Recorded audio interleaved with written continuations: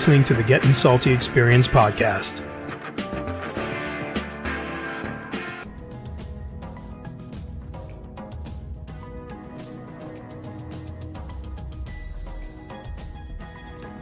You're listening to History with Hashagen, as presented by the Gettin Salty Experience.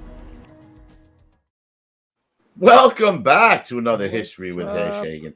You know what this is like, Ruffy? It's like Christmas once a week. That's what I say it is. Getting this That's information. I'm working on my. I was going to say, it looks a little shit. All right, give me a ho ho ho. Give me a ho ho ho. Well, beginning to well, maybe it's Burl Ives. It's beginning. Burl Ives. Now you're dating yourself. Well, Silver and gold. Silver and gold. Silver. Watch how many gold nuggets Hashagen dumps out of his pocket on this one, bro. Instead of a word of the day, that's what we'll have, the gold nugget counter. He should. The nugget counter. I like Nugget counter. Right. But first, we as usual, we got to step back into the time machine tank because we're going back to the late 1800s, right, Paul? That's correct. What? Yep. All right, here we go. Hello there, Peabody here.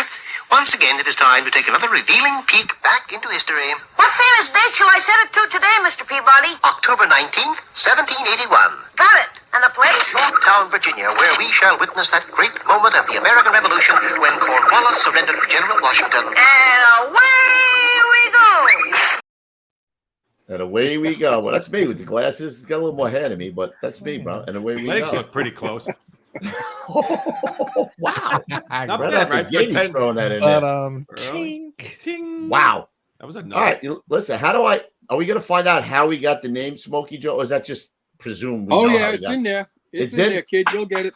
No, nugget. Get the nugget counter out. All right. Let's do this, Paul. I'm excited. Like I said, it's Christmas once a week here. Let's jump right in. Today we're going to be talking about Joseph B. Martin, better known to the world as Smoky Joe Martin. He's one of the legends of the job. He looks like Babe Ruth a little bit with a mustache. Everybody kind of looked about the same back in those days, I think. And nobody smiled either. He looks like he's about 78 there. I don't know what the hell's going on. Tough paper I route think he or was something. born old. He looked like that when he was born. Every single day looked like that. And there's the old helmets with the high, what do you call it in the front, right? The High Eagles. The high Eagles in the front. All right, So tell we'll us about start talking Smoky about Joe. Joseph B. Martin.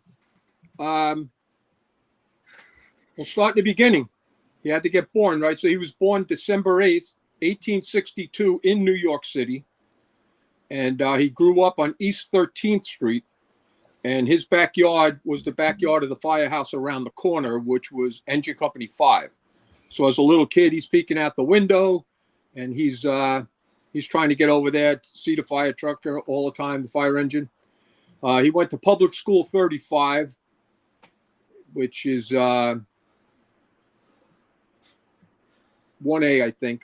I believe that firehouse is still there, right? Five engine, got some of the thinnest doors on the job, so tight. But that firehouse is still there. I think it's like a museum of some sort right now. Well, Smoky Joe went to PS 35, and then he went to City College. He was talking about the fire department and everything, but his parents made him go to college. So that's the college he went to, City College. He was in the class of 1881. Not 1981. And he worked for a while as a clerk before he got on to the fire department. And he got appointed on January 18th, 1884. And he was assigned to 27 Engine on Franklin Street. And then he later was able to get transferred over to his love, Engine 5. So like everybody, you kind of have an idea where you want to go when you get on the job. So he got in, he wanted to go to 5 Engine, and eventually got there. So he walked out the back door and walked into the back door of the firehouse. There he goes, yeah. Shortest commute on the job. Shortest commute on the job. So when he went to 5 Engine on East 14th Street now, it was a double engine company. That was a very popular thing they did in those days. And when an alarm came in, out the door you went. There's the firehouse. Now imagine inside this little firehouse here were 18 firemen, officers and firemen, 2 steam engines, 4 horses, 2 hose tenders, that had 2 horses, and they went out the door 157 times a year, and they went to 48 fires that year that Smoky Joe got on. So they're all jammed into this place, and the new guy, there was a lot of banjo time. Get the shovels, make sure that the stalls are clean.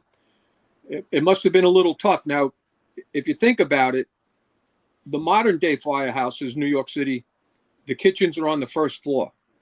In those days, the kitchen, if they had one, was on the top floor, because downstairs was horses and horse poop and everything else. You don't want to be eating with the horse shit. It would not be conducive to trying to cook while this guy's, dropping road apples all over the place. So, yeah. Joe, unlike dogs, Joe, cut up the onions and then go clean up the poop. But cut the onions before you clean the poop. All right. Have you ever seen a horse? They just poop. They don't even know what's happening. Nope. They just dump in the middle of a parade wherever. They don't care. I wish I was a horse. I was going to say, I wish I was a horse. Happened to me on a few You don't have to worry occasions. about anything. You got a clean hole when you're done. It's perfect. Yeah, it's an easy job being a horse until they hook you up to a wagon and want you to pull it around. Yeah. So in 1884, when Smoky Joe gets on, to give you an idea, the FDNY had 936 uniformed members, 12 battalions, and 70 companies. So it was growing. It didn't really start getting big yet, but it was on its way growing from what it had been when they first started in 1865. So Smoky Joe probably was one of the few people on the job that had a college education, because most people did not go to college, and those that did not go running to the local firehouse to get a job. They wanted to go work in an office or a bank or a college or whatever. So he was a learned man amongst his contemporaries there. And because of that, civil service was just starting. And when it was time to go take tests and all the rest of the things, even before civil service, there was a testing mechanism put in. And he got promoted to lieutenant in November of 1899. And he was assigned to Engine 12. And then he later went to Hook and Ladder 16 for a while to get truck experience. So that's him as a battalion chief. Was 16 always up on 67th? I believe so. They might have been by themselves for a short while, but I think by the time he got there, they were in the double house, which was headquarters. Right. So, that was good. And then 1899, he gets lieutenant. And by 1893, now I got that wrong. I got to double check that. 1893. It's 15 years. Yeah. Well, anyway, he gets promoted captain, and he gets assigned to Engine Company 30. And then shortly after that, they transfer him to Engine 31. And that's the quarters of Engine 31. It was one of the most famous firehouses ever built. And while he was the captain of 31, that's when he got the nickname. We'll get to that in a couple of minutes. But to give you an idea, we just saw in that first firehouse what they jammed in here. In this firehouse, there were 17 horses, 4 officers, 4 engineers, 25 firemen. There was 2 steamers, 2 hose wagons, Water Tower 1, and Battalion 2. And later, for good measure, they put Fuel Depot number 2 in there. So that was the one we went to, Kev, right? They had two Engine 31s, it says, above the doors. Like Paulie was saying, there was 2 engine company. Yeah, it's a beautiful building, man. So what would happen? The alarm would come in, and Engine 31 would roll out. And then if another alarm came in or a second alarm, the other Engine 31 would roll out. Because you got to remember, once you leave the firehouse, you're out of communications. You're going to the fire, but on the way back, there's no radio. There was no way to get in touch with you. So you were out of service virtually. And, the chief would send you back, and they would respond back to the firehouse full speed. Right. With bells, even back to when the sirens started coming around and they were motorized, You responded to the box. You either worked or didn't, and then you responded back home because the radios didn't come until the late 40s, early 50s. So there was racing back and forth because you wanted to get in quarters, go over to the Morse code key, and tell the dispatchers you were tapping in. We're back in service. Wow, that's crazy. Oh, nugget. Boing! There's a nugget. And that's where that term in. tapping out comes from. God. I was just If you going to went ask out of service, you went over to the Morse code key and you tap us out. Sent that signal. And if somebody was going sick or whatever, they would just refer to, oh, he's tapping out. You were tapping in service, but if you were tapping out of service, that's where that double nugget. 31 was the second section to ever exist, right? Section 2. That I'm not 100% sure of, but we'll say it. Could have been. It might have been. But it did get very popular throughout Lower Manhattan, where they did that, and I think in Brooklyn as well. And that went for a long time, where they had the double sections. And just imagine you get a multiple alarm fire. It must have been so hard to do everything. The hoses were heavier. The ladders, as we talked about, the ladders were extremely heavy. No masks, no gloves. It was really, really hard work. So when men were men. Coops, that was the firehouse, if you remember, your brother was talking about, where they was built on the marsh, and they stuck the wood pilings in that and then built that. And then they started, I guess, to rot out over 100 years or whatever. And then they had That was that firehouse? That was that firehouse. Yeah. Yep. Oh. You guys went to that. That was sold years ago, and it's got a TV studio in it now, or it's beautiful. It's amazing to see in person. Like the pictures. It's a really cool building. It is very cool. Building. And even though what's cool is that 5 engine. That whole block still looks like you're walking back into the 1800s. The buildings are almost exactly the same. I've got 5 engine is now like a museum or some kind of community center or something. I don't know what the hell it is, but we went to 27 engine too. The first firehouse, if you remember, that was the one that had all the graffiti all over it. Right. Well, 5 engine is still pristine.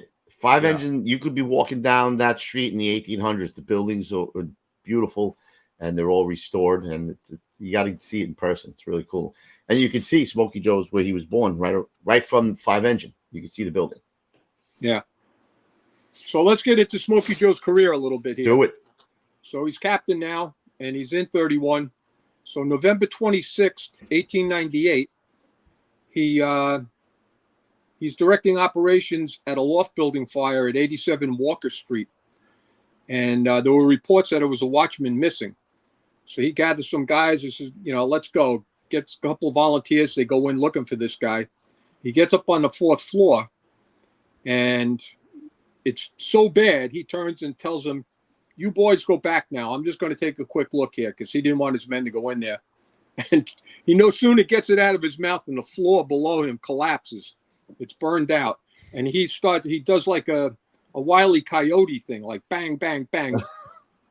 Through all the different floors, they all start collapsing beneath him until he ends up in the cellar. And he's banged up bad.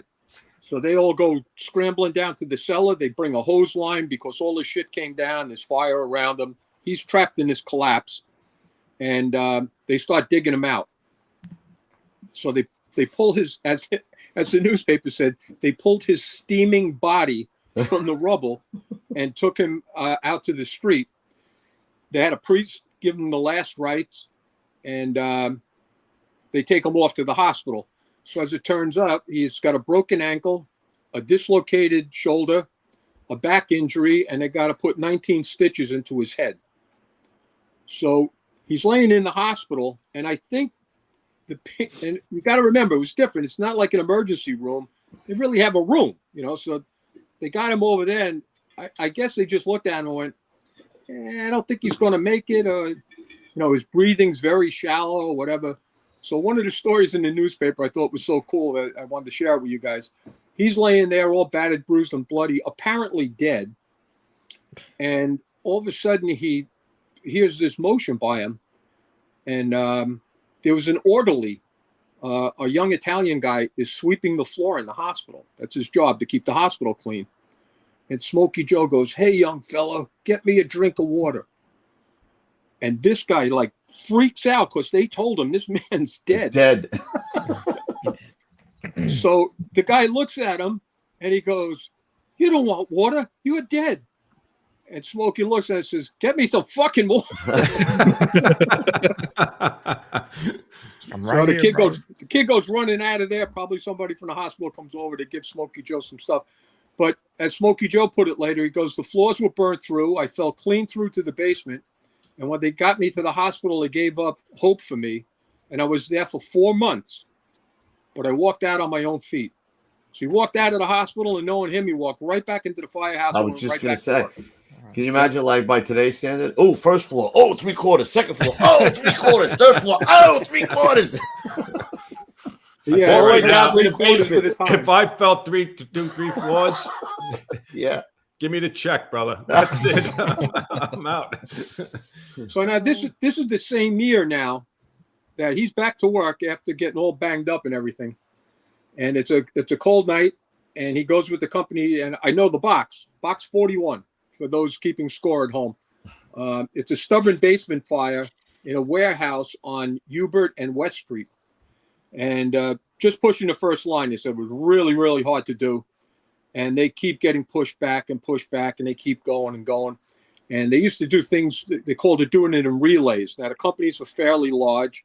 So you'd come in with your line, 3 or 4 guys would go in. You had a doorman feeding the hose and all the rest. And as the first guys were getting overcome or just couldn't take it anymore, the next wave of guys would go in, would leave on the nozzle, and they would keep doing that. But Smoky Joe, who wasn't Smoky Joe quite yet, Joseph Martin and most of the good officers would stay there while the men were changing out. And so now they keep inching forward, and it keeps happening. They run out of guys from his company. Other guys are coming in, and now it's just getting so bad. It's a multiple alarm.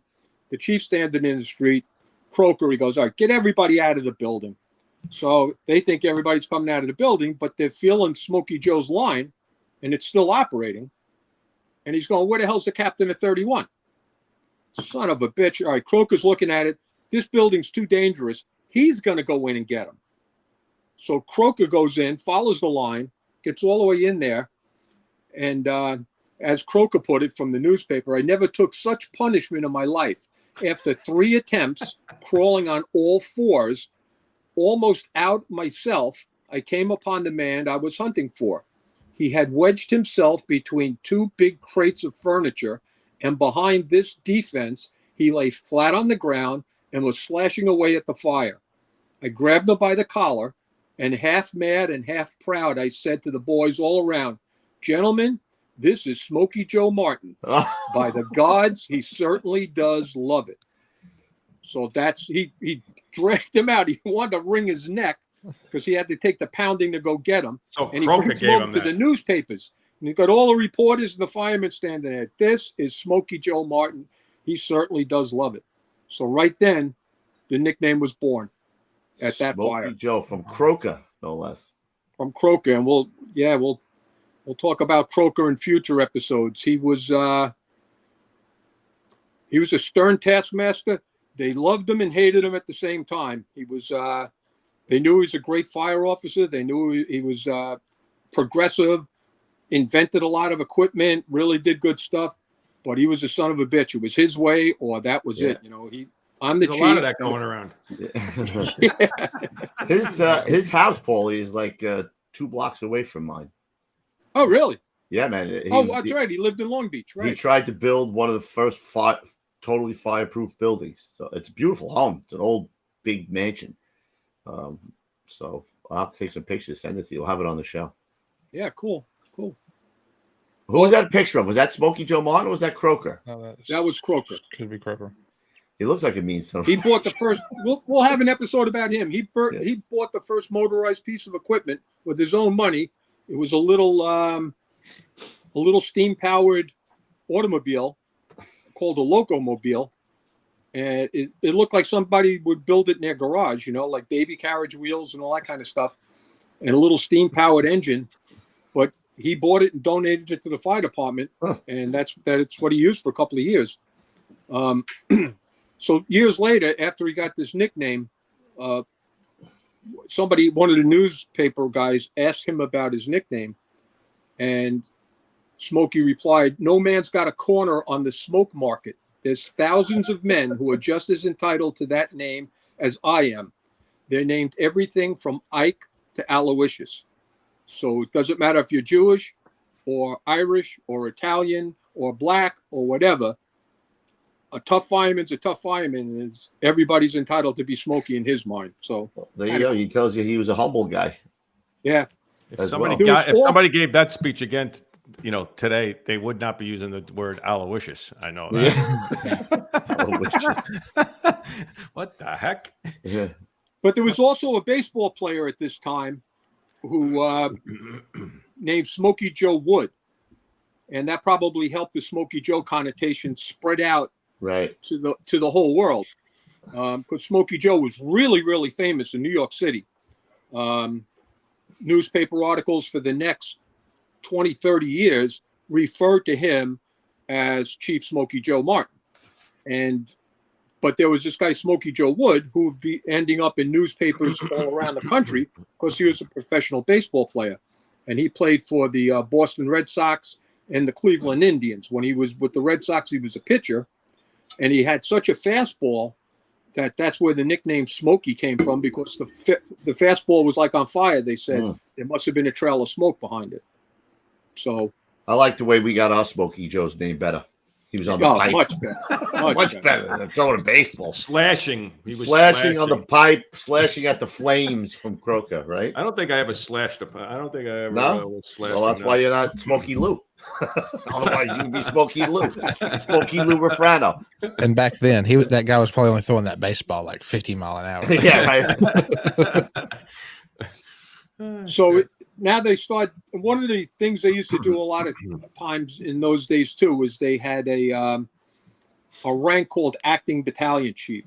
And for the helmet front piece collectors and everything, there's helmet front pieces still kicking around from back in the day where it said acting battalion chief. That guys went and got a second helmet, and that would be their battalion chief helmet, because the difference between an officer's helmet and the chief's helmet is it suddenly turns white.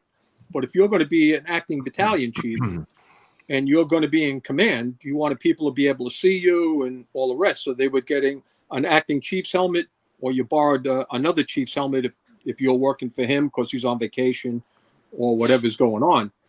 And he did that for a while, probably 5 years or so, and which wasn't unusual. And then he got promoted. One of the bad things is you still got paid as a captain. Oh, that sucks. But you were a chief. You had all the responsibilities and glory of being a battalion chief with none of the pay and benefits. So, oh, what a deal. Yeah. Such a deal. I can't wait. But wait, there's more. There's more. He goes and he's a battalion chief. Eventually he gets made deputy chief. And he gets promoted. He's acting deputy chief for a while, and then he gets promoted in 1906. And he worked in Brooklyn for a while, down in the 2nd Division, the 3rd Division, all these different places. And in 1906, when they moved to Division 2, and Division 2 is in the firehouse where 24 truck is. And if you look now, it was Division 3 for a while. But that same firehouse, the building that's still there on 31st Street, one engine, a 24 truck, and there's a little door for the chief's car. Smoky Joe worked in that building because that building's that old. They must have done a what do you call remodel of that, because it looks like a fairly new when you look at it today. Anyway, right, the one by Madison Square Garden, right? Yeah, they cleaned it up a bit. Yeah, yeah. I could be wrong, but I could be blowing smoke out of my ass on that one. Smoky ass, smoky high. But then a cool thing started when in 1906, Smoky Joe gets himself an aide. He's had an aide all along, but he gets an aide that's going to stick with him for a long time, and that was Dan Healy.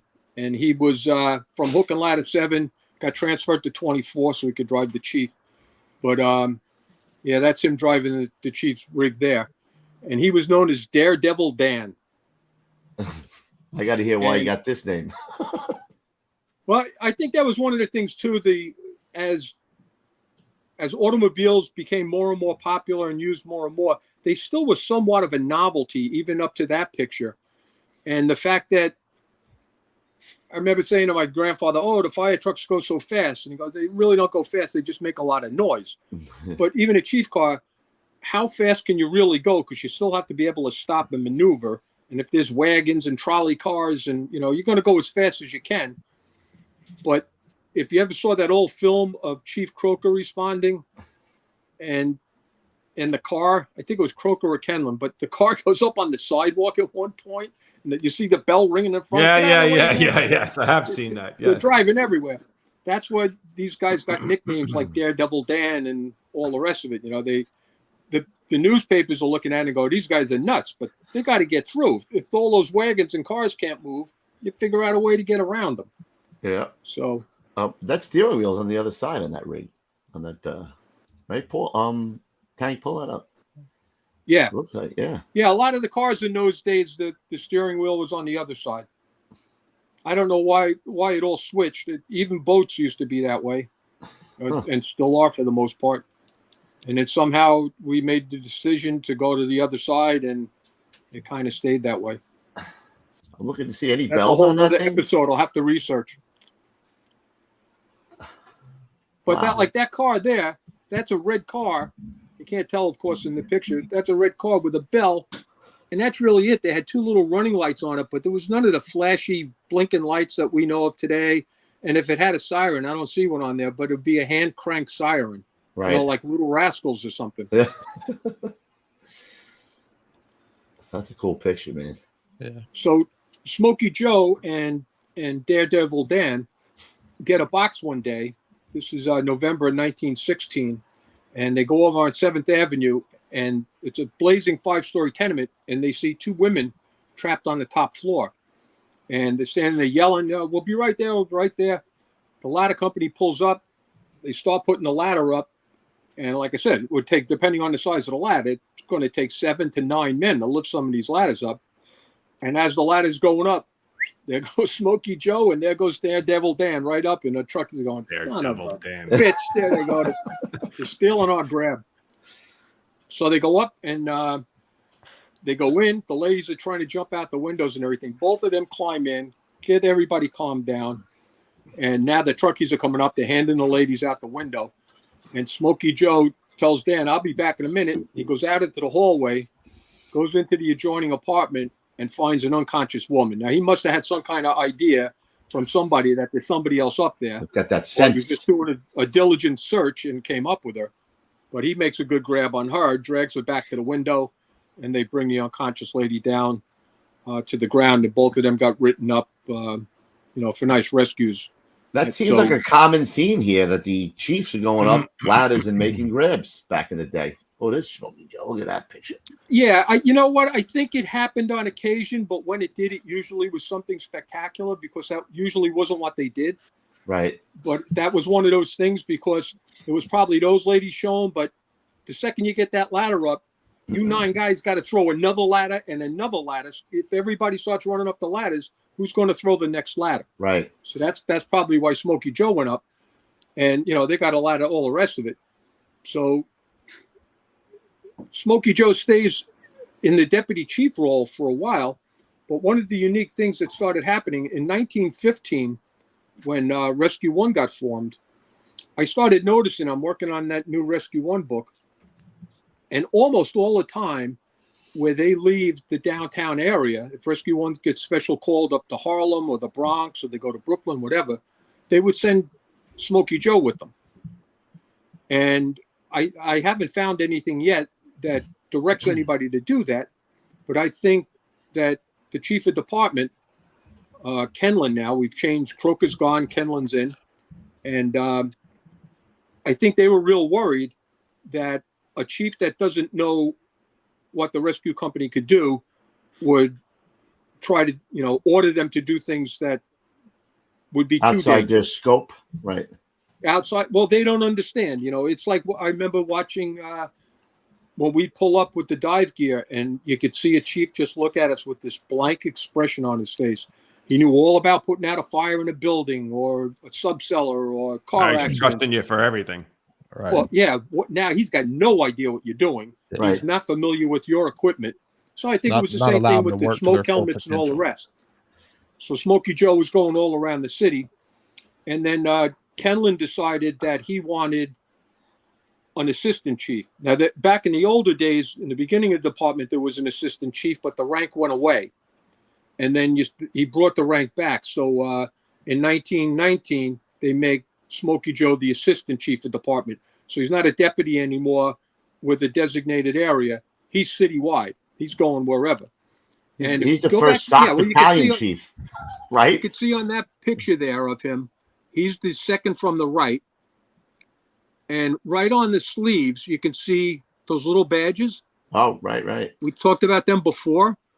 Those are fleas bugs or something. Bugs, right? Little bugs. Yeah, they're little Maltese crosses. Gold, silver, and bronze for 1, 2, and 3. Sometimes it was A and B. They changed it around over the years. Well, the guy all the way on the left there, that's Langford. He's got them also. And one of those bugs on there was just that grab he made with Daredevil Dan. So I think they got a class 2. They didn't get a medal, but they got a little bug for their uniform. So it's cool when you start seeing them pop up on the pictures and you actually know why they got it. So that was neat. Do we know who those other 2 guys are?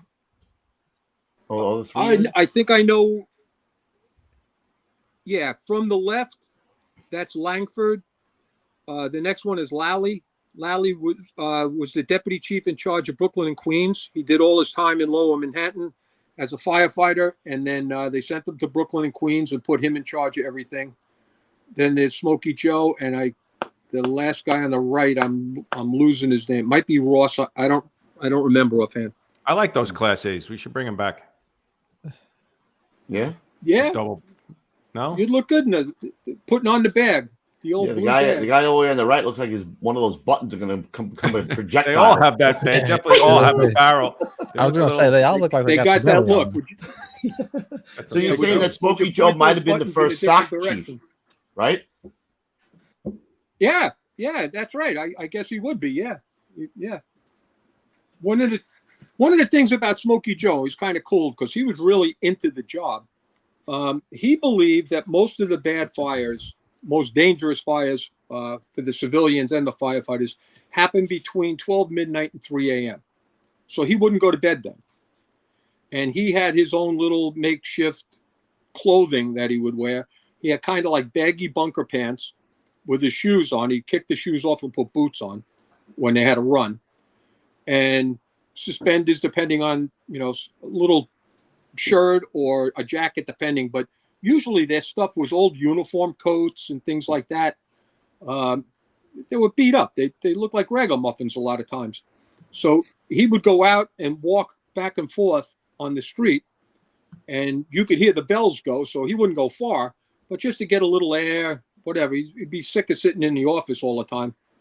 And there was a rookie police officer. This is like 1:30 in the morning.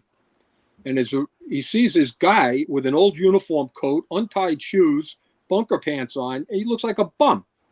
So the cop points his nightstick at him, and he yells, "Hey, you, I've been watching you standing there for the last hour. Go on home or I'll run you in." So Smoky Joe just shrugs, and he walks back and goes in the firehouse. So the cop's saying, "Oh, he's bothering the fireman now." So he goes down there, and he goes, figures, I'm not going to let some buff, get the best of me. So he goes down, he kicks the door open, goes walking in, and he says to the house watch guy, he goes, "I just chased a bum off the corner, and he came in here. Where did he go?" And the kid just looks at him and goes, "Upstairs. That's Assistant Chief of Department, Smoky Joe Martin." And he said the cop shit himself and ran out the door, and they never saw him again. Never had lunch there again either. No lunch for you, fella. Yeah. So one of the things that's a little bit difficult about Smoky Joe is he was involved in so much that it's hard to pick out specific things that he did because he ran almost all these fires, and then he'd be running a big fire for so long, and then the chief of department would come. So together they would work on it. But he was doing every major fire, and there was lots of fire duty in those days. And some of these fires went on for days at a time. And he, like Croker and Kenlin and all of them, they were tough pieces of work. And unlike today, there was no radios and stuff. So quite often they would go into the building. It's a subcellar fire. They go down in the subcellar and take a look what's going on. Or they get into the exposures or get up on the roof. They will, to get a better idea of what's going on. They would send their trusted aide off to go do stuff. And a lot of the chiefs, they had a driver, a firefighter as a driver, but they also had an officer who would be his aide. And I don't think Smoky Joe did, but I know that Kenlin and Croker before him had an officer with them. And when that guy came around, and we're going to talk about one of them in a couple of episodes, this guy, I won't give you his name. I don't want to give it away. But, you know, this guy would show up and everybody knew who he was. So he spoke for the chief of department, and you know, there was a lot of clout. So these guys were all over, and they were getting the crap kicked out of them on a regular basis. So that leads me into if you go to 11A, the Standard Oil fire, which is going to be I love that picture of him. Oh, okay. Let's just talk about that for a second. Look at the calendar behind them. I see it. Racy in its day. Oh yeah. That old son of a gun, Smoky Joe. It's always all the same stuff. You know what? In his office, there was a desk and a bed. There wasn't like a separate bunk room. There was a bed right next to it and a desk and a chair. Like there was no lap of luxury in those days.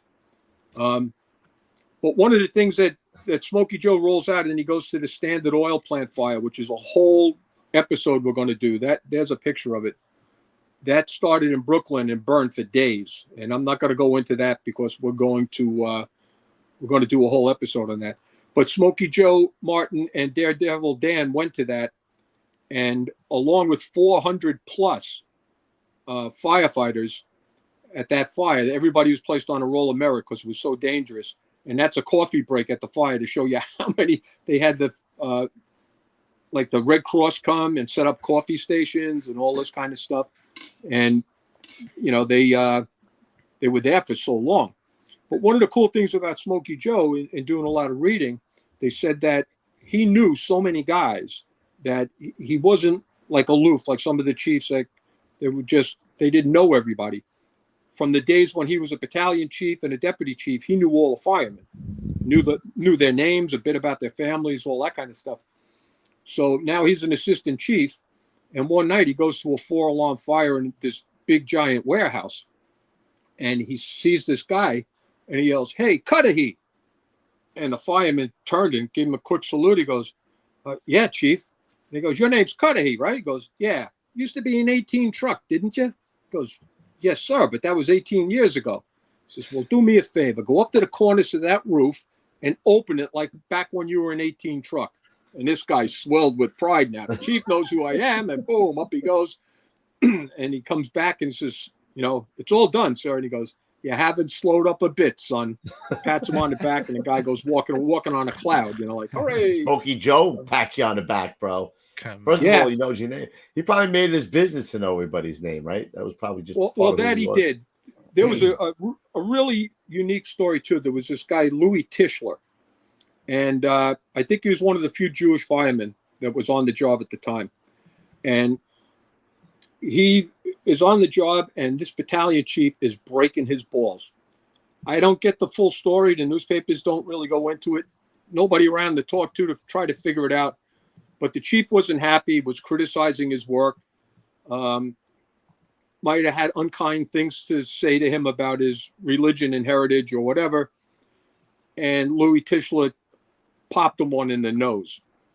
And then there was supposed to be, now he gets suspended, and they're going to have a trial for punching the chief. You're not supposed to punch chiefs. We all know that. It's in the rule book. What about poking him in the chest? It must be a Lou thing. Can we poke him in the chest? All right. Yeah. And another thing, Smokey, get rid of that bugs. But and it's not Smokey. It's not Smokey. But this guy, Louis Tischler, gets fired.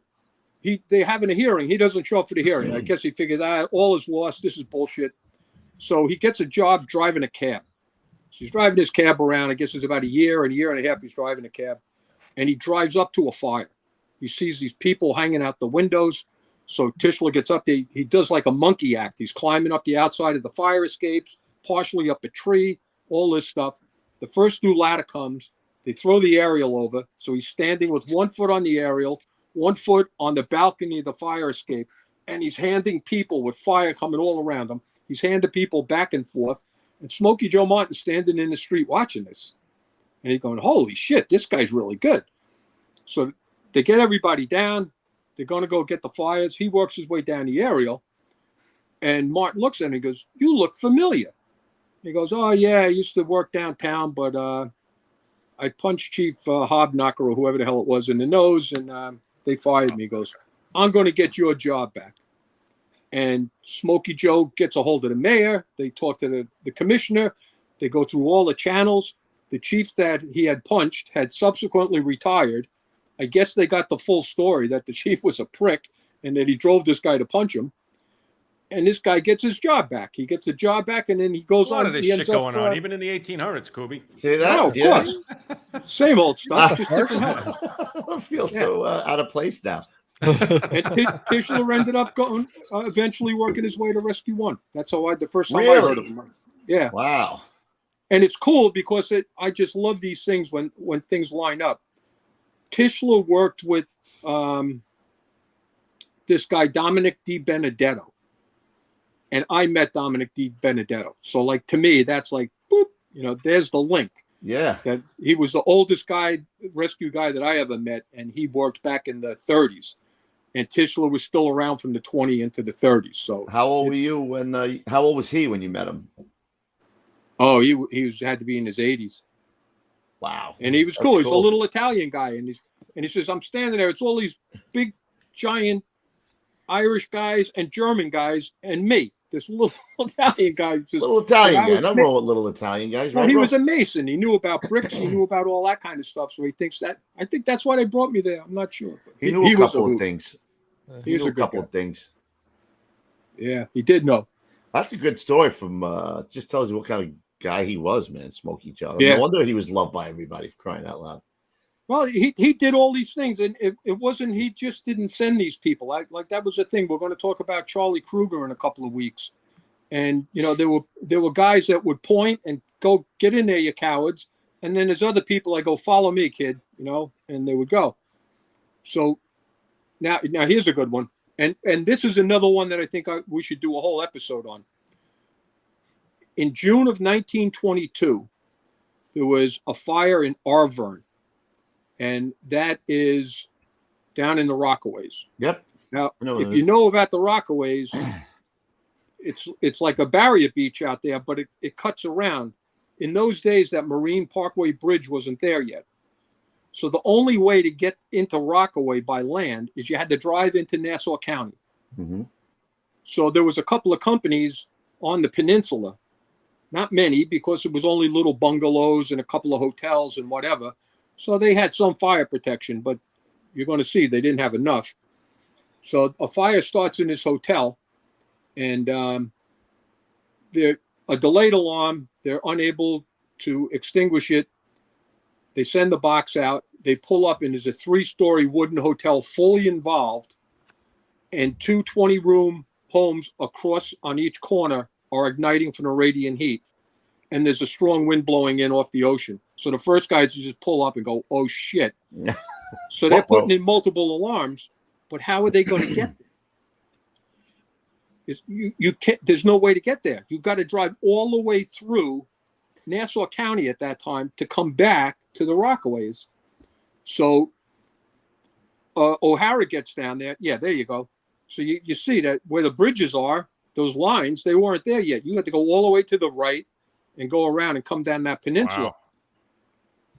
Actually, in my mind, I thought the peninsula was the other way.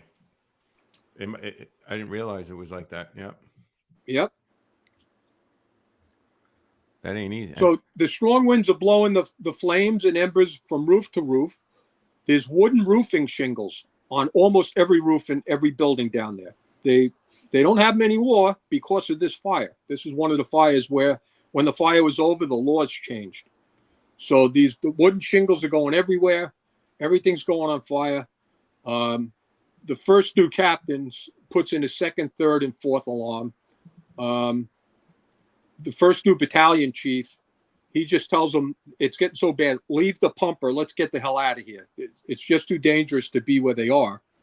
And they're putting in multiple after multiple. And if you go to 13, that's where they just left this pumper and it burned up. The wheels are burned off. You know, it was hooked up to a hydrant and they had to abandon the pumper. It got so still bad. engine 265. Yeah. Yep. That's crazy.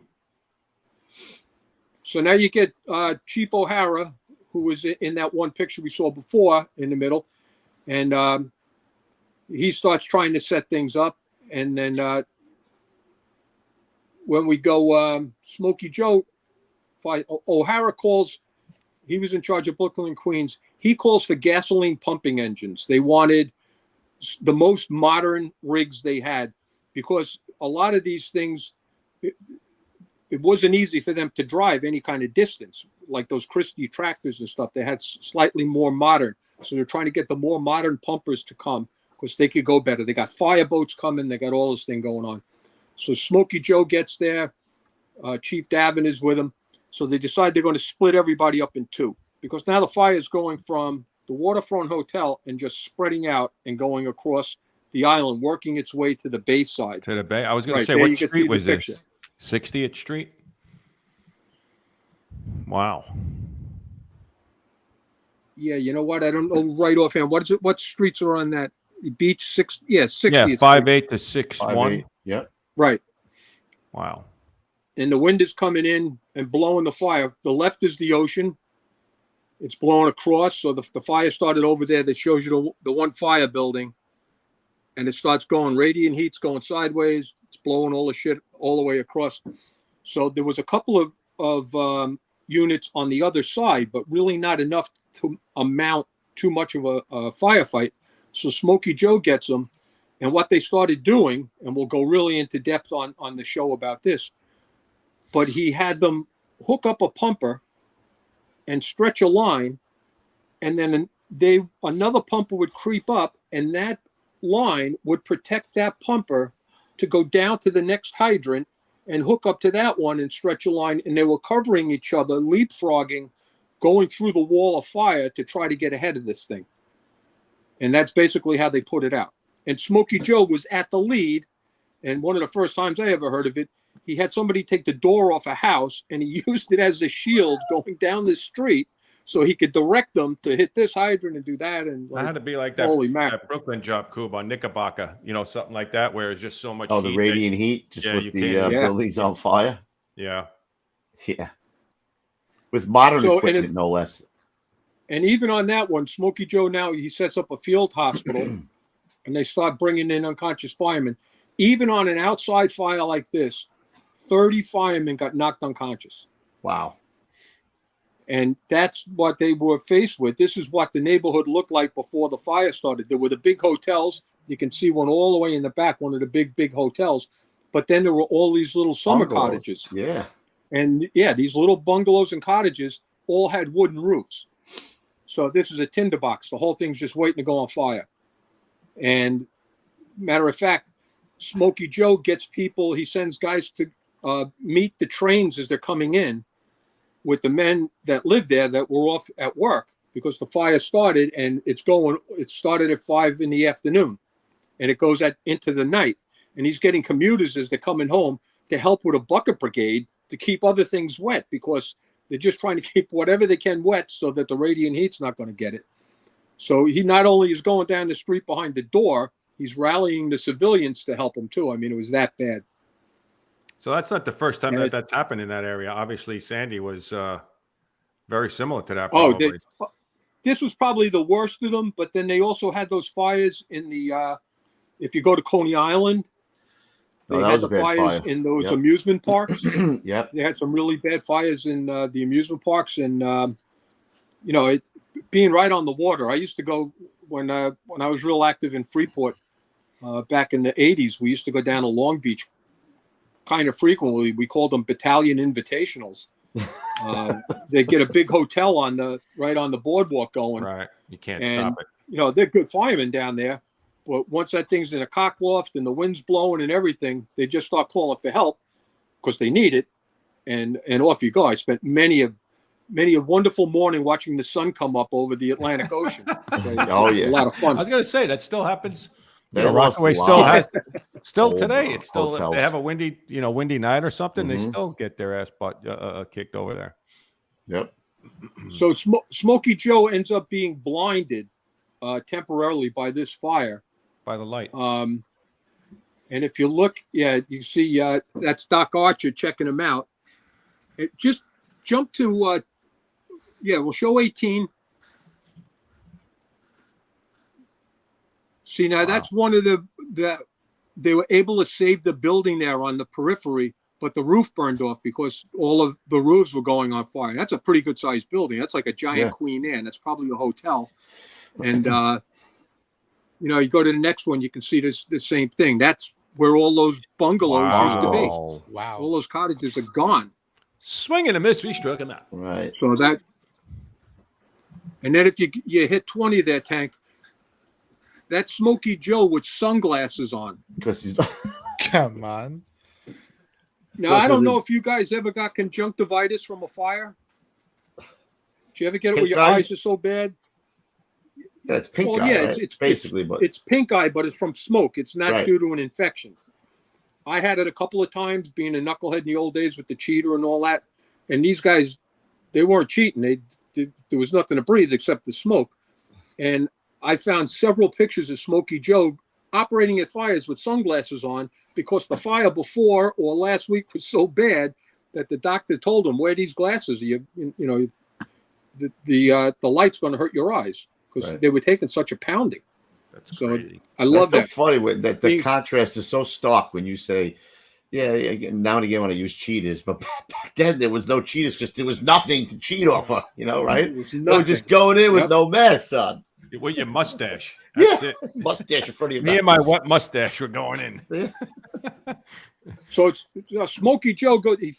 His eyes are so bad that he goes into that field hospital at the Arverne fire, and the doctor there wasn't. I don't think it was Archer. Some real regular doctors said, "You got to go to the hospital," and he said, "I'm too busy to go to the hospital right now. Talk to me later." So off he goes. Man. But that fire, amazingly, nobody got killed. They lost 13 acres, 141 buildings, 83 residences, 53 bungalows, 10 hotels, an orphanage, a Coast Guard life-saving station, a bathhouse, and stores. It's Another like job we never heard of. it's like a test question. You have a fire in a dynamite factory next to the orphanage. Where should the first line go? Right. Like, Good thing for the Atlantic Ocean over there. Stopped it. And the bay. And the bay. yeah, the bay makes a good fire. Holy So now shit. a month later, Chief Kenlin's on vacation, and Smoky Joe's acting Fill it chief in. of department. And it's July 18th, and he goes to box Manhattan 539 for a huge fire that will become known as the Greenwich Village volcano. And we're going to go into this fire in depth. That one I got to see. The Greenwich Village That volcano. was an amazing fire, and it burned for days and days. One fireman got killed. It started, they were unloading or loading boxes of powdered magnesium. Somehow a spark set off the powdered magnesium. The firemen should have had some idea as they pulled down the block when all the men that were working the warehouse were running in the other direction. They must have had some kind of idea things weren't good. They open up the line, not knowing what. They see a fire, they're going to put the fire out, and the water hits the powdered magnesium, and boom. Boom. The explosion goes into the building. Officer gets killed by a partial collapse that's caused. We'll go into that in depth when we do that one in a week or so. And sadly, you don't realize how dangerous this job is sometimes. As they're calling multiple alarms, the dispatchers, if you ever spent any time in a dispatcher's office, it's amazing. They're playing 3D chess with fire companies. And now they have a computer that helps them. But in those days, they had little cards and a map. And they're moving cards around like they knew who moved, who went where, on what alarm, at what box. They knew all that stuff cold. And I used to go sit with Herbie Iser and Warren Fuchs. They knew every box, who was assigned, who was working tonight, the whole deal. And they're moving stuff around. So a company that is responding from their firehouse to cover a section where they just sent those guys to the fire, the rig clips a curb and a guy gets thrown off the back step and killed. So you get killed you didn't get to the fire. He got killed responding to the fire, and not even responding to the fire, responding to a relocation. Wow. Oh shit. So, yeah, and we'll cover that in depth. We'll give that gentleman his due. We'll tell a story about what happened more on that. Smoky Joe's getting all the good ones. He's like the Black Cloud, bro. He's well, that was it. He's the assistant chief or acting chief of department. That's why I was saying it's really hard. It's not like, oh, here's 7 really good rescues he made. He went to thousands of fires. It's incredible. Then a cool one. Smokey and Daredevil, you got to go to fires. You know. What I mean? Is he still with Daredevil Dan, or did Daredevil Dan retire by this point? Good question. I think he's still around at this point.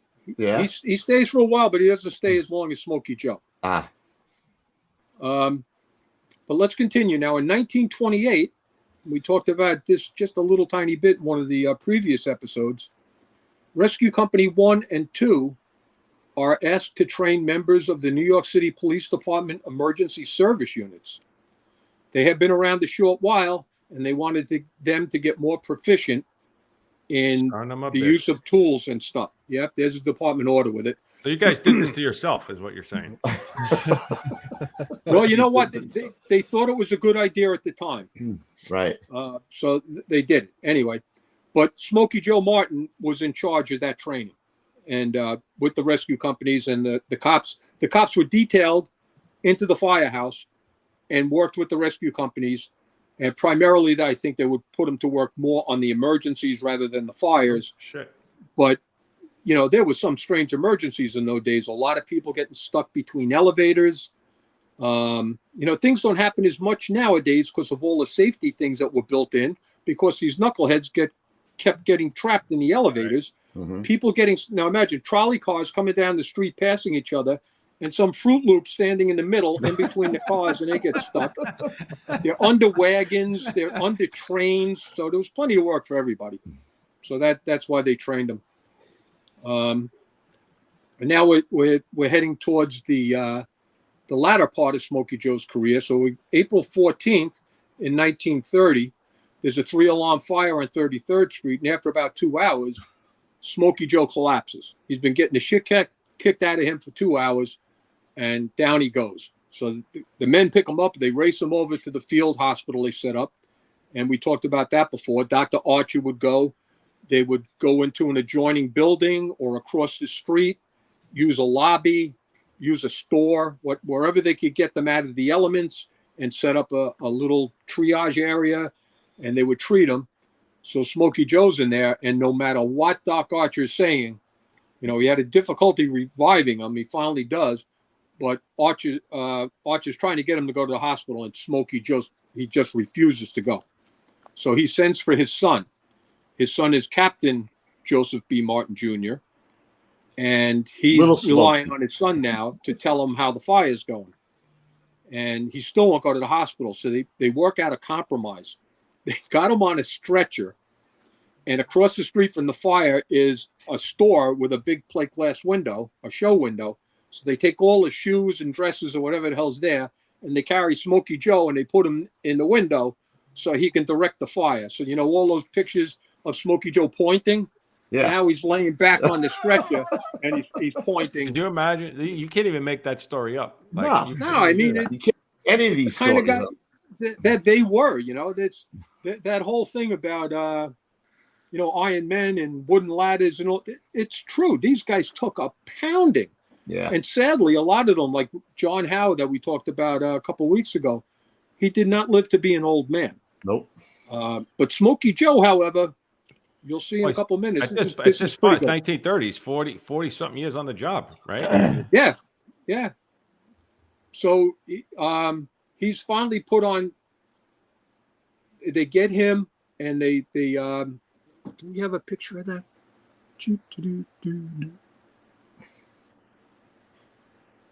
Okay, 25. They got Smoky Joe on a stretcher, and they're racing him out behind a pyramid of cops to get through the crowd. And they're racing Smoky Joe on a stretcher after the fire to take him to the hospital. So Wow. they finally put him on sick leave. They get him in the hospital behind this flying wedge of cops, and he's in the hospital. And now they're all talking. He's got over 40 years on the job. He's an old man. He's Smoky Joe, but he's going to kill himself. They don't want him to die. So they made a deal with him. He could work one more day as acting chief of department, and then we're going to retire you. So he comes back. He works November 1st, 1930, and then he retired. Did he go out with a bang? Did he have like an 8-alarm fire with? No, I think he got fitted for some new sunglasses. The other ones wore out. Looks like a welder glasses. So now he retires on November 1st, 1930. But the good thing, unlike Hal and all these other guys, Smoky Joe doesn't pass away for 10 more years. Now, that little guy, he's going to die. That son of a bitch goes home and lasts 10 more years and buffing fires and stuff. You know, it can't go away. Stop. Enough, please. But amazing. Sadly, on October 25th, 1941, he passes away. And they have, big elaborate funeral for him. And so what was he, 70 in the 70s or 80s? What was he? When was he born again? Well, let's go back. He was born in... He was 79 years old. 1862. Yeah, 79. 1862. Wow. Right. The Civil War, for crying out loud. 1862. Did he remain? Did he live in Manhattan this whole time, Paul? Do you know? I think when he retired, I don't know. Queens is coming to mind, but I'm not 100% sure that's true. So we know because there's so many different guys that I have in my head. I can't keep track of where each of them. And I did. Clean out the filing cabinet, will you? Get rid of some of those old documents. That's what we're doing right here. Did his son went on? Did he have any other sons on the job, or just one son on the job? As far as I know, it was just the one son. I'm not sure, and he was around for a while. He must have been cool into the 60s, right? Maybe. Now Smoky Joe passes away in 41. I don't know how long his son lasted, but Smoky Joe passed away in 41.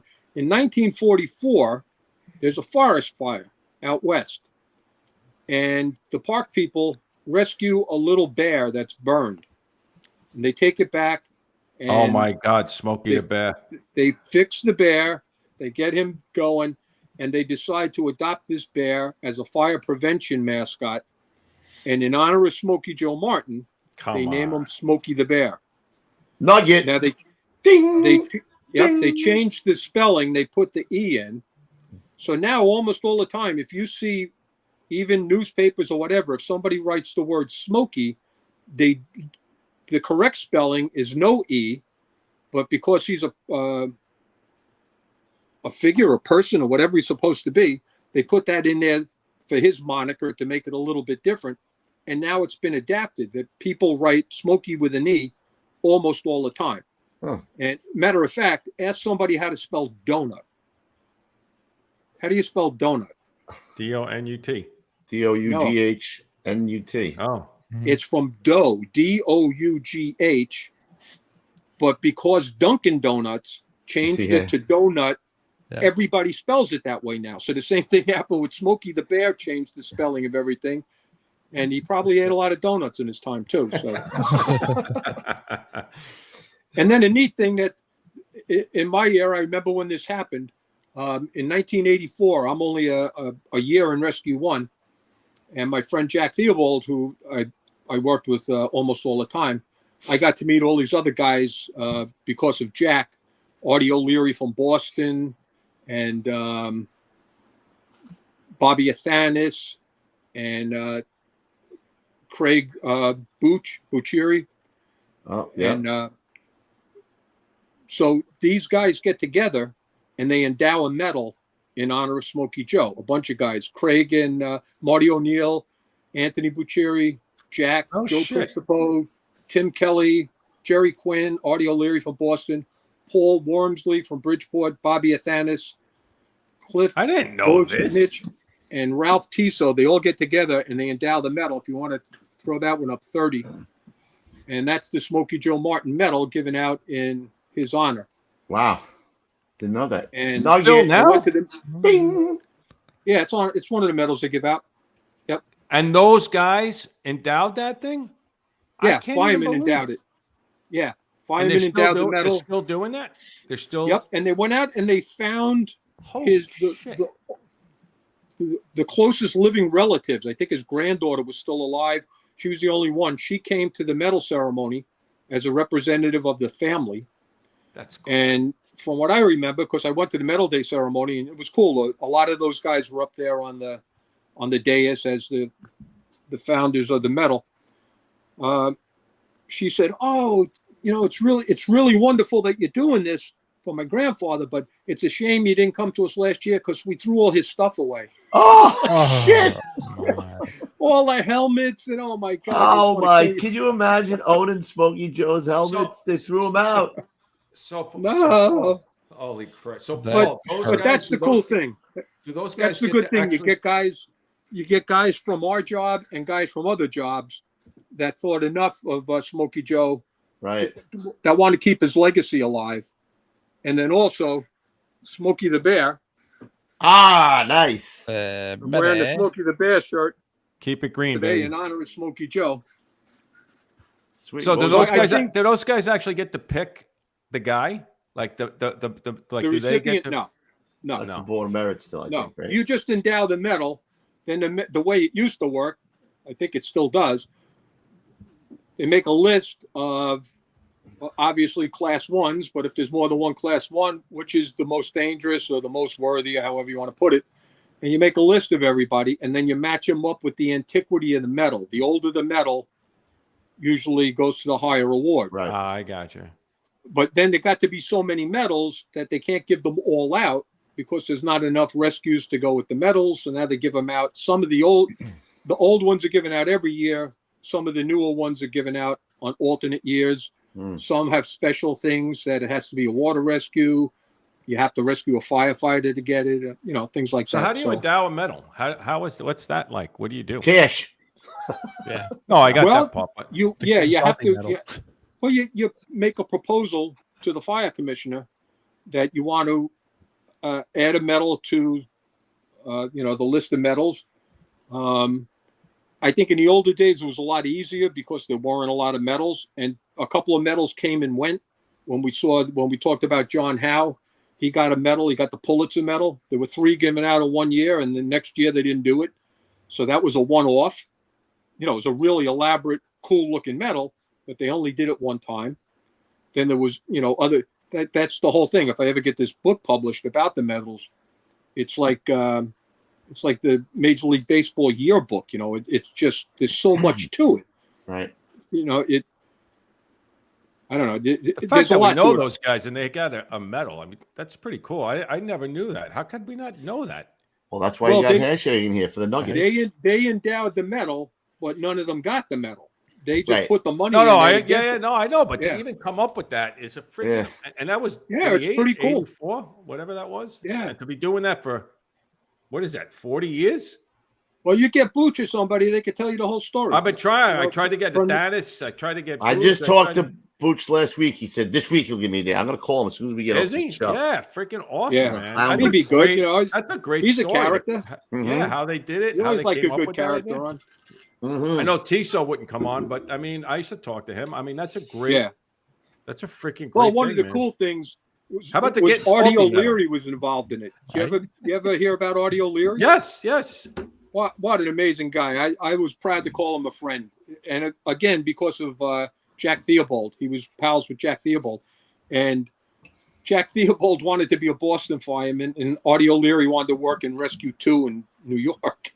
And I always had this picture of them in my mind. They're standing at a picket fence looking at the grass on the other side of the fence. One's looking this way, one's looking that way. Yeah. Your grass is greener. No, your grass. but they were both amazing firemen. Artie O'Leary made grabs up in Boston, and he's legendary for up there. Yeah. And other people could tell the story. I don't have all the things, but I believe while buffing, he was involved in a really good rescue in New York City, and he didn't get formal recognition, but they managed to get his picture into the Medal Day book. So there's a Medal Day book in the 80s where it's a full-page picture of Artie O'Leary making a grab in Boston. So if you want to go back and look through the Medal Day books, I mean, there's an Easter egg. And I think that's one of the reasons they put it in there, but that's somebody else's story to tell. All right. Yeah, a good one. I'm going to get on the booch. As soon as we hang up, I'm getting on him, bro. Good. Get So him on that's the show. Smoky Joe for you in a nutshell. Smoky Joe. Listen, I think we've said this before. You can't have a nickname like Smoky, like without repping that like to the max. Like you know, you can have a nickname, but you know, in the fire department, when you better earn that fucking nickname, bro. Daredevil Dan, are you? I want that. Yeah, that's a good one. I like that one. Imagine calling some guy, you know, Daredevil Dan? Tank. You know, like what the heck? Well, That's the freaking awesome. first nickname that I heard of when I got into the fire department, one of the gentlemen was called Cockface. I don't even want to know. I don't even want to, but it's probably I don't know. They had a big board with everybody's names. Oh, we had that. And written next to that was CF and his last name. So it comes to company Christmas party, and the little kids are looking up and they're saying, Daddy, what's the CF mean? And he says, "Oh, I'm the chief's friend."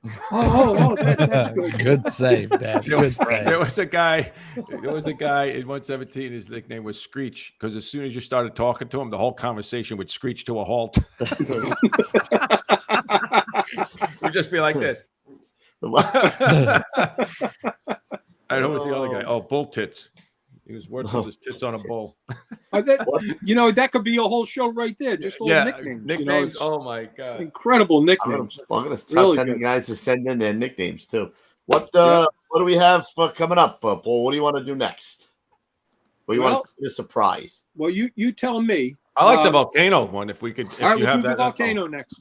We'll do the volcano. It's all ready. It's ready to go. Imagine that, Lou. Hey, Ruff, remember that volcano fire we went to back in the day? Yeah, we didn't do so good there. Nah. Couple explosions, put some water on it, kaboom. Thank God for the bay. It was a mutual aid to Vesuvius. Yeah, no doubt. Guys, let's put up Hash's where we can find all Hash's books and products, bro. Easy peasy. Lemon squeezy. www.paulhashagen.com. Distant Fire. He's got decals on there. Stories of Fire. You got 100 Years of Valor. Kids books. I think I have almost every one of those books, I believe. Yep. Me Another Nozzle. This one's melting. One of my favorite early cartoons. All right. So, Paul, as usual, leaving nuggets all over the place. And we're remembering guys. Well, most guys probably know. Well, maybe not know who Smoky Joe Martin was. But those other guys, they get swept under the rug. But we're here to lift the rug up and shine the light on these guys, right? And talk about them. That's it. We're keeping them alive. Keeping them alive.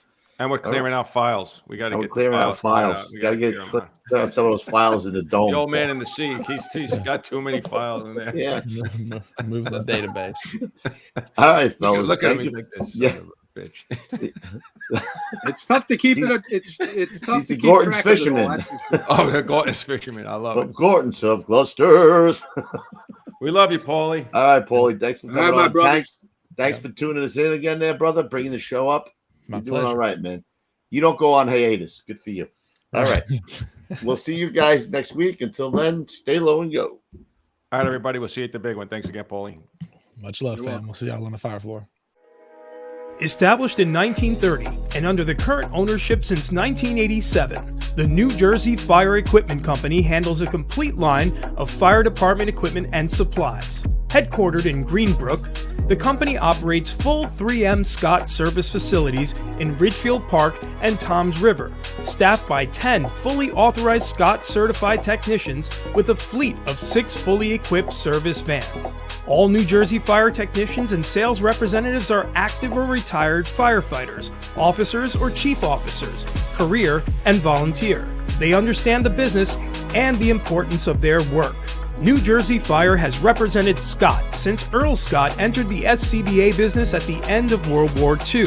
Among other leading manufacturers represented by New Jersey Fire are Globe and Firedex Turnout Gear, Mercedes Hose, Task Force Tips and Akron Brass, Hygenol, Firehooks, Arctic Compressors, MSA Carnes Helmets, ChemGuard Foam, Alkalite and Duo Safety Ladders, BA Face Shield Protectors, Truckman's Choice Saws, Grove's Gear Racks and Washer Dryers, Supervac Fans, RPI, Streamlight, and many others. A New Jersey incorporated and based company, sales and service are limited to the state of New Jersey. Find us now at www.njfe.com. That's www.njfe.com.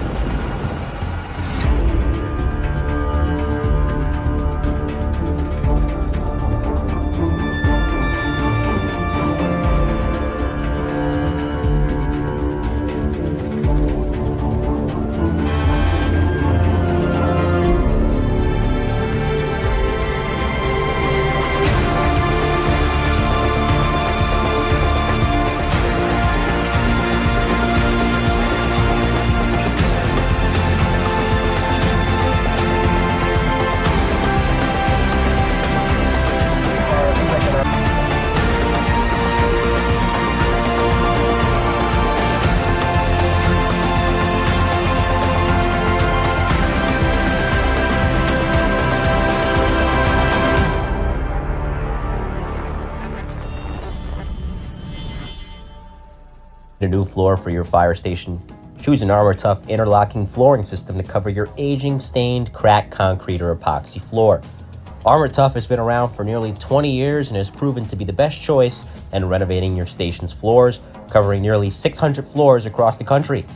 Proudly made in America, Armor Tough comes with a lifetime warranty and are usually installed in 1 or 2 days, depending on the size of your station, with virtually no disruption in your station's operation. Our system is guaranteed from chipping, cracking, peeling, breaking, or staining. The tiles are stain resistant and impervious to chemicals or volatiles that are used in the fire service. Damage one tile, lift and replace without anyone knowing. And once installed, your floor would be easy to clean with just soap and water. Is your current floor slippery? Eliminate the slip with Armor Tough. You asked me what the friction coefficient is, Professor Goobler? Well, here it is. Fiddlefat! Poppycock and fiddlefat! The friction coefficient. It keeps your firefighters on their feet instead of on their ass. Not only for apparatus rooms, install an Armor Tough floor in any room. Choose from the hundreds of colors from the Designer Series or from the Utility Series floor coverings. Are you in need of gear racks, an extractor, or gear dryers? Install an Armor Tough floor in your apparatus bay and take advantage of a deep discount, saving you thousands of dollars on any of the Grove's product line. Why install a breakable epoxy floor that will need replacing in 5 to 10 years when you could have a floor that will last a lifetime? The Armor Tough flooring system is half the price of epoxy and will last a lifetime without issue.